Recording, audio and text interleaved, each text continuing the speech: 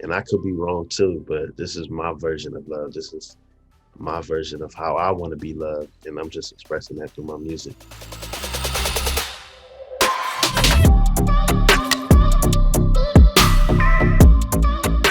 Hi guys, it's Karen from Enemy, and I'm here in conversation with Blxst. It was good. How have you been? I've been good, just working hard, trying to stay consistent. Definitely, you can see all the hard work that you was doing, like in the pandemic, or with the first mixtape. It's all definitely coming into fruition now, and you're living life now. Yeah, I definitely agree. Just trying to make sure I'm planting my right seeds so I can enjoy the fruits of the labor later on. Is there like a really weird shift now that you're out in the real world and people can actually come up to you and say, I love your music in person? Yeah, it's way different, especially like me growing up being an introvert, um, like getting all this attention, and I'm still adjusting to it. So, but it's cool to see real reactions in person. So, I love it. Growing up as an introvert, that must have been like making music must have been weird for you a little bit because you have to put your heart on your sleeve and then to go perform that or share that with other people. Was that ever like a really weird transition? It was actually easy, being by myself because usually I record in solitude, by myself in my comfortable environment. So the recording part isn't hard. It's just necessarily. It's just seeing people's reactions or when I have to perform it and Mm. be interacting with people that could be challenging. Let's not like play down your skills and stuff. You record your music, you produce your music, you obviously write all your music, you do a lot. So when you're saying, oh, I always work by myself, like you need to tell people your credentials. You do a lot. My motto is stay humble. They gonna see the work as it comes. But thank you for that.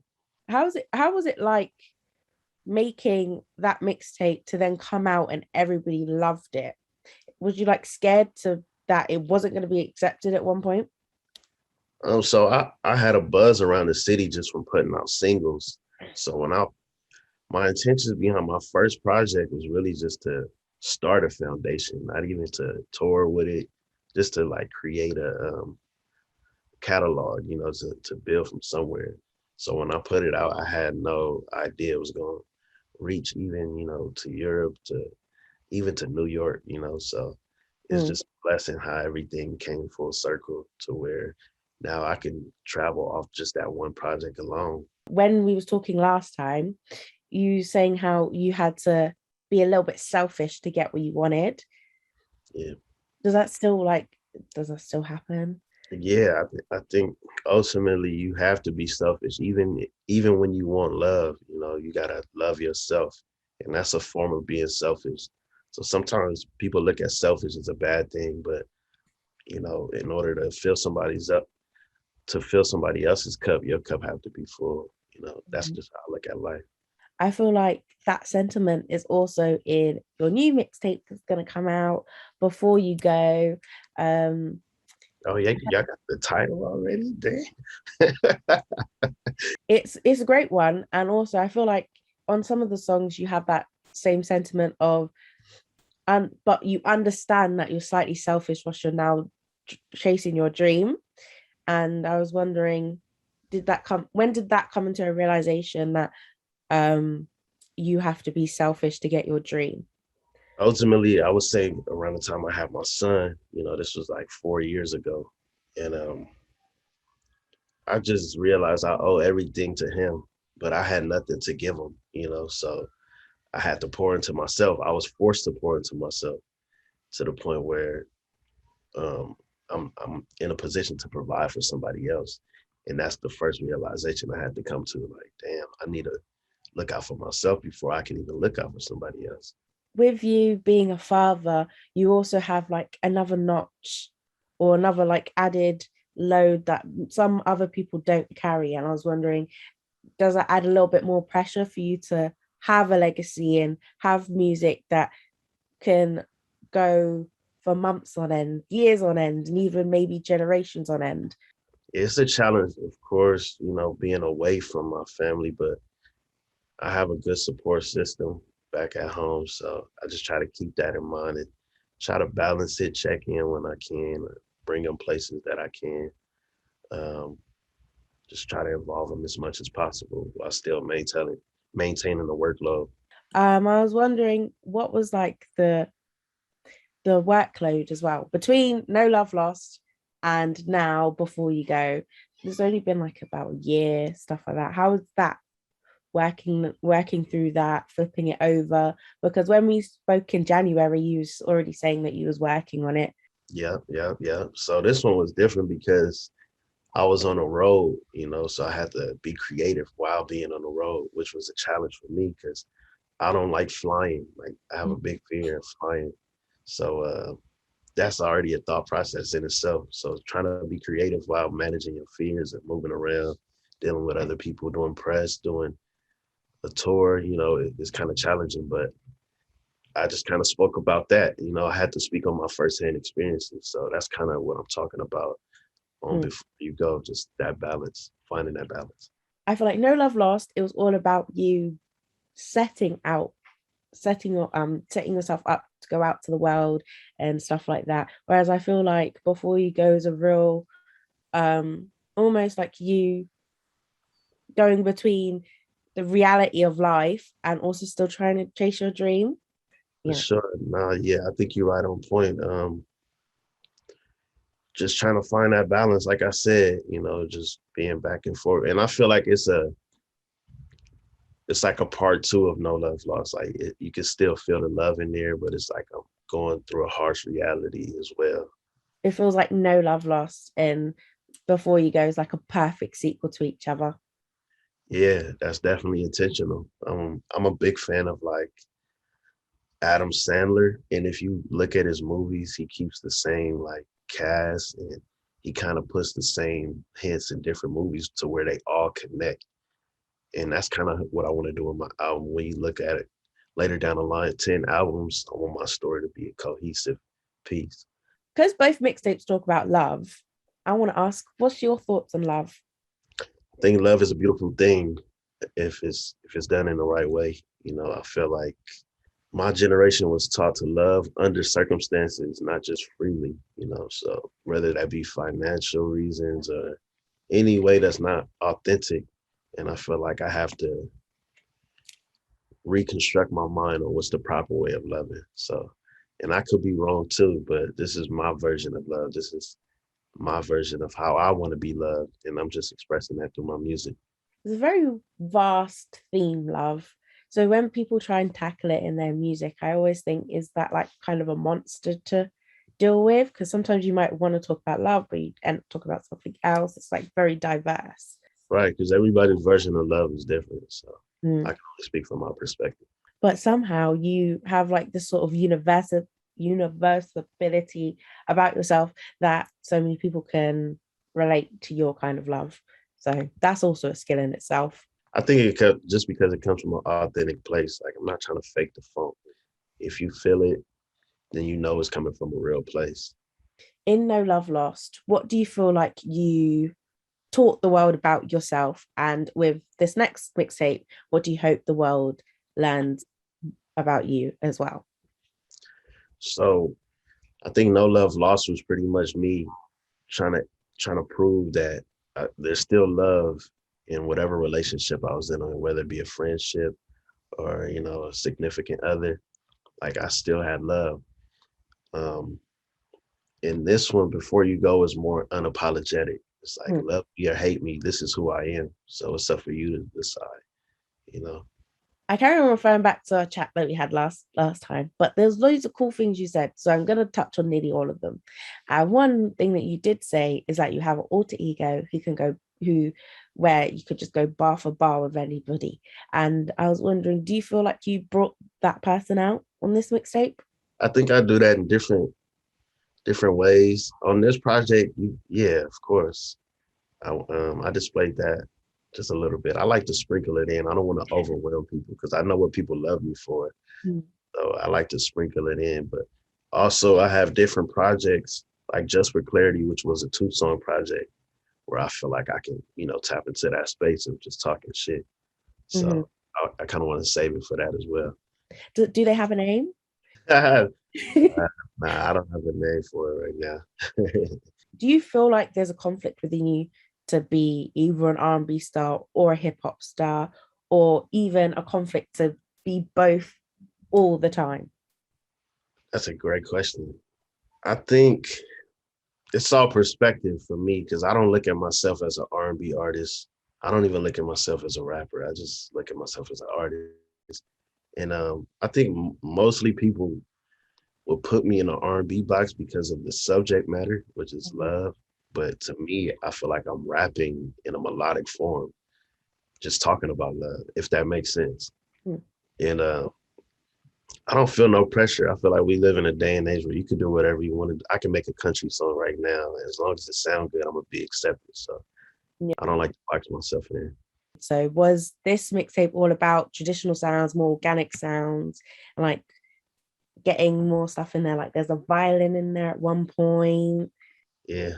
I definitely wanted to go more grand on the production side, just make it feel like theatrical, especially with the series attached to it. Just elevating from the last project. Just want to always level up sonically. I feel like there's like a load of people who are veering towards like more grandiose, more organic sounds as well. I feel like it's like a movement. You're a part of a movement. Yeah, it's that transition. It's like I did that. Now let me do this. Let me step it up. Let me make it feel big. Do you have any cool stories from making before you go? I would say I recorded. So we rented a house in Malibu, You. which like on the water, and it was a studio house I had for like 2 weeks, and I knocked out probably 50% of the album there. It was a dope vibe. We had different producers pull up. I'm pretty sure we're gonna do like a mini documentary behind it as well. So Because you have like people like Rick Ross and you have Aaron Ray and you have Zachary. Yeah, yeah, and then he said Zachariah. I was like, oh, not biblical. Yeah, and you have them on the mixtape. And how was it like getting them on there? Did they pull through to your Malibu house? the only one out of them three was Zakari that pulled up. Rick Ross, I had met him in Miami. We had another song together that was actually on his album, and then I ended up sending him that song. It was Love Off the Strength. I fuck with Rick Ross heavy. Just even outside of music, him as an entrepreneur, being a boss, that's kind of the role I want to step into moving forward with my music career. But and as far as Aaron Ray, I've been a fan of him for a minute. We didn't lock in together. He kind of came through last minute for the hook and he killed it. So that was the last piece of the project actually too. You also are an entrepreneur. We can say that. You have Eagle, which is your brand slash record label situation, and you do merch, you release your music from there. Hopefully, start managing more artists through that way as well.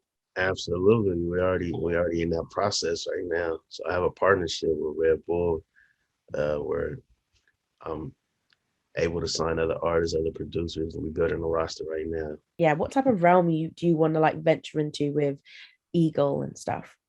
I think ultimately just building it, not necessarily trying to be selfish and build it only around me, Mhm. but off top, I have to be inspired by anybody that I work with. So I feel like so far, um, we have this artist.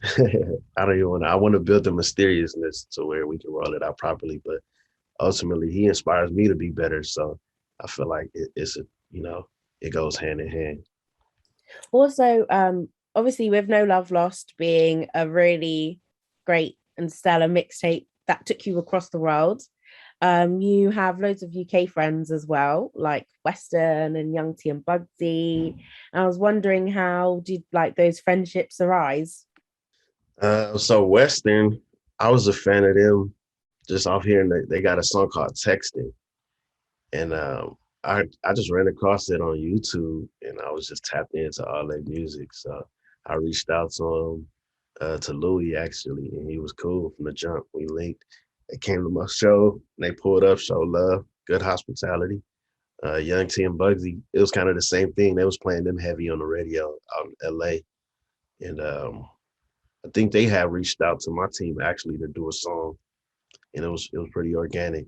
When I link with them in person, no ego, good dudes, and we just link like that. Yeah, because I was wondering, is there like anything cool about like the UK scene you like? I always like to ask people this. I think the coolest thing is the fashion.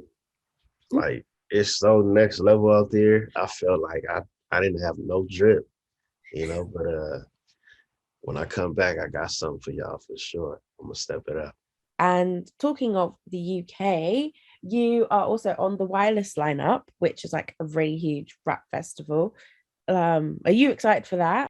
Yeah, I'm excited for that. People keep telling me it's big, and I know it's big, of course, but like especially people from the UK, like telling me the impact and how big it is. So I'm excited to see the pool full of people just out there screaming my face. What do you think? What song are you like looking forward to seeing everybody sing back to you? Uh, I mean, overall, my new project is, I think it's gonna be, yeah, it's gonna be out by the end. So I just want to see how people react to all the music, the old music. My favorite song to perform is "Be Alone." Why is there like any emotional attachment to that song? Absolutely, it comes from a dark place. We're not Mm, gonna go too deep on that yeah, yeah. though. But it must be like really cool to see people sing back ballads to you as well. I like that because you can see the emotions on people's faces, like in the crowd. You can see who really felt something when that song came on their personal life. So I appreciate them moments. Yeah, it's like almost cathartic for both people to bleed hearts together. Mhm. Exactly. Last time we spoke, you said that you do like skating and stuff like that and graphic design. I was wondering if just as like a nosy person, if you're still doing your skateboarding, have you gotten any better? I haven't been skateboarding as much just because I've been traveling so much, even just early this year. But always graphic designer. I'd be in my hotel room just trying different stuff, editing different videos, different graphics. And yeah, I'm just getting better at that. Do you think like soon you'll add that to like your CV and all the rest of the stuff you do? So you'll be producing and you'll be recording and you'll be writing and then you'll be instead of just graphic designing for your own self, you'll be graphic designing for everybody else as well. Yeah, I mean, if I want to, I don't want it to become an obligation. I like free doing it when I want to, but for sure I want to put that in my resume.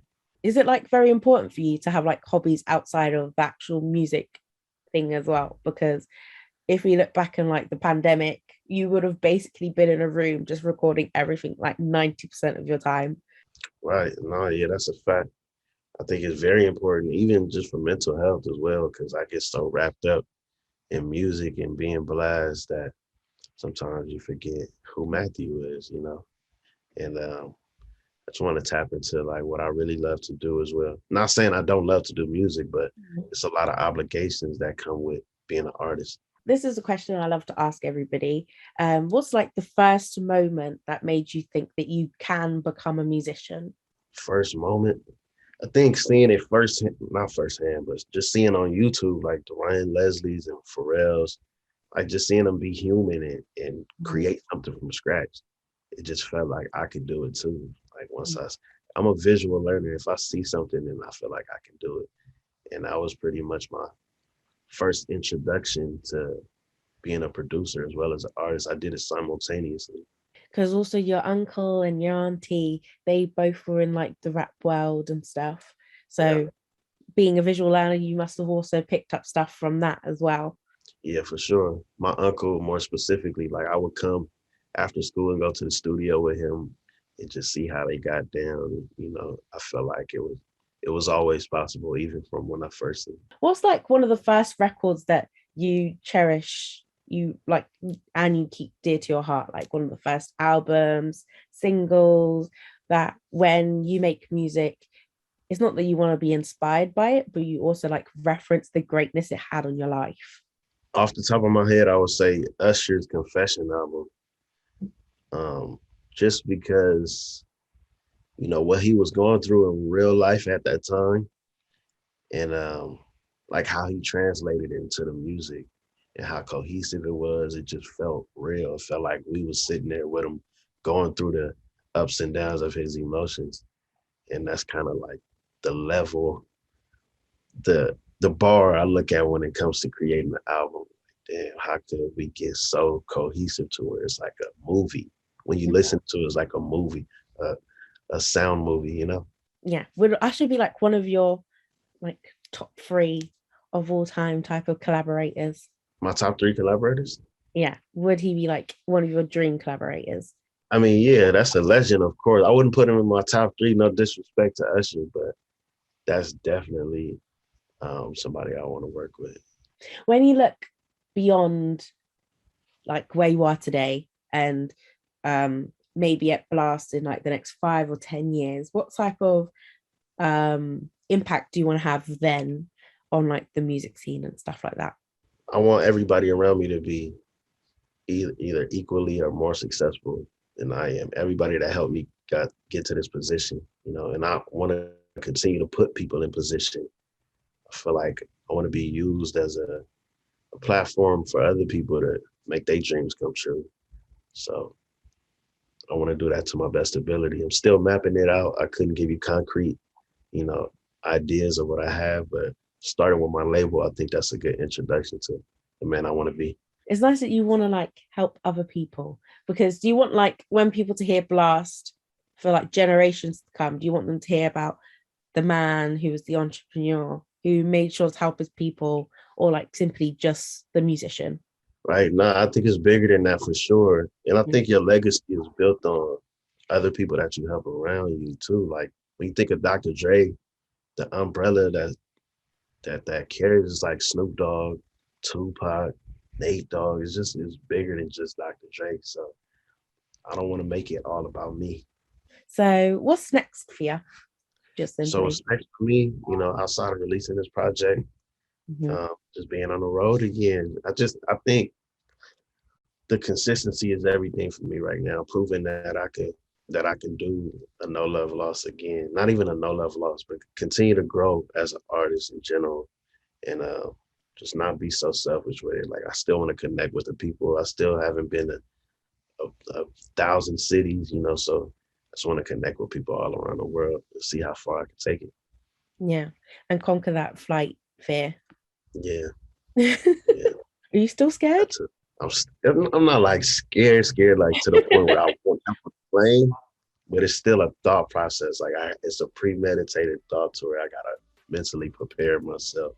I just want to be able to just jump on a plane as if like I'm jumping in the car. It's not the same thought. All I have to say is thanks for talking with me today and let me interview you. Thank you. Make sure you come to the show when I come out there.